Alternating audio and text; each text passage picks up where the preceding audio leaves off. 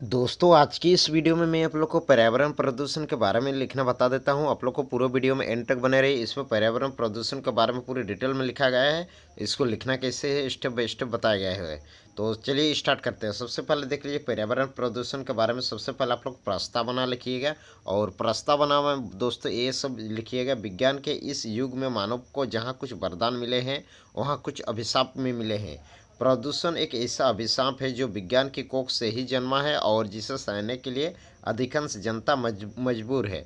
तो ये प्रस्तावना में लिखिएगा। उसके बाद लिखिएगा प्रदूषण का अर्थ। तो प्रदूषण का अर्थ में देख लीजिएगा क्या लिखिएगा। प्रदूषण का अर्थ है प्राकृतिक संतुलन में दोष पैदा होना, ना शुद्ध वायु मिलना, ना शुद्ध जल मिलना, ना शुद्ध खाद मिलना, ना शुद्ध वातावरण मिलना। उसके बाद नीचे लिख लीजिएगा प्रदूषण कोई प्रकार का होता है, जैसे वायु प्रदूषण हुआ, जल प्रदूषण हुआ और ध्वनि प्रदूषण। ये जो तीन प्रदूषण मैंने आप लोग को बताया, अब तीनों के बारे में थोड़ा थोड़ा डिस्क्राइब कर दीजिएगा। तो देख लीजिए, अब सबसे पहला है वायु प्रदूषण। यहाँ लिखिएगा महानगरों में यह प्रदूषण अधिक फैला है।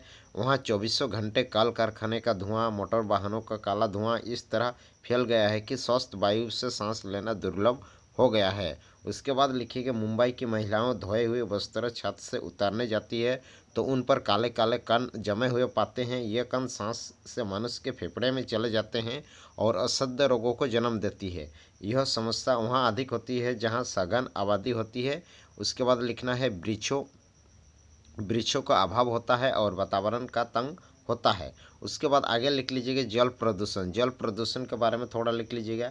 यहाँ लिखिएगा कल कारखाने का दूषित जल नदी में मिलकर भयंकर जल प्रदूषण पैदा करता है।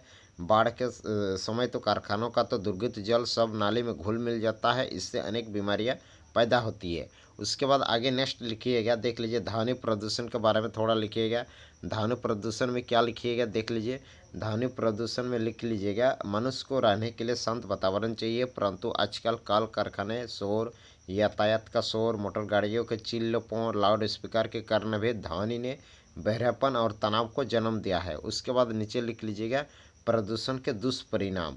उपयुक्त प्रदूषण के कारण मानव के स्वस्थ जीवन को खतरा पैदा हो गया है। खुली हवा में लंबी सांस लेने तक का तरस गया है। आदमी गंदे जल के कारण कोई बीमारियां फसलों में चली जाती है जो मनुष्य के शरीर में पहुंचकर घातक बीमारियां पैदा करती है।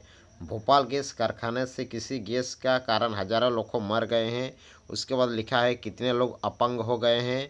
पर्यावरण प्रदूषण के कारण ना समय पर वर्षा आती है, ना सर्दी जुकाम चक्र चलता है, ना सूखा, बाढ़, ओला आदि प्रकोपों का कारण भी प्रदूषण ही है। उसके बाद नीचे लिख लीजिएगा प्रदूषण का कारण। यहाँ लिख लीजिएगा प्रदूषण को बढ़ाने में कल कारखाने हुआ, वैज्ञानिक साधनों का अधिक उपयोग, फ्रिज हुआ, कूलर हुआ, वातानुकूल ऊर्जा संयंत्र आदि दोषी है। प्राकृतिक संतुलन का बिगाड़ना भी मुख्य कारण है। वृक्षों को अंधाधुंध काटने से मौसम का चक्र बिगड़ रहा है।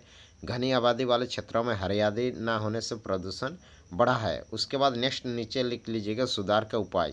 इसको आप लोग सुधारोगे कैसे करके। विभिन्न प्रकार के प्रदूषण से बचने के लिए चाहिए कि अधिक से अधिक पेड़ लगाए जाए, हरियाली की मात्रा अधिक हो, सड़कों के किनारे घने वृक्ष हो। उसके बाद लिख लीजिएगा आबादी वाले क्षेत्र खुले हो, हवादार हो, हरियाली से ओतप्रोत हो। कल कारखाने को आबादी से दूर रखना चाहिए और उनसे निकले प्रदूषण मल को नष्ट करने का उपाय सोचना चाहिए। तो दोस्तों यही था पर्यावरण प्रदूषण के बारे में। फिर से आप लोग मैं फास्ट लेके चलता हूँ। इसको अगर आप लोग नहीं लिखे हो तो इसको स्क्रीनशॉट ले लीजिएगा। चलिए यहाँ से हैं आप लोग का, यहाँ से हैं, इसको आप लोग स्क्रीनशॉट ले लीजिए। चलिए।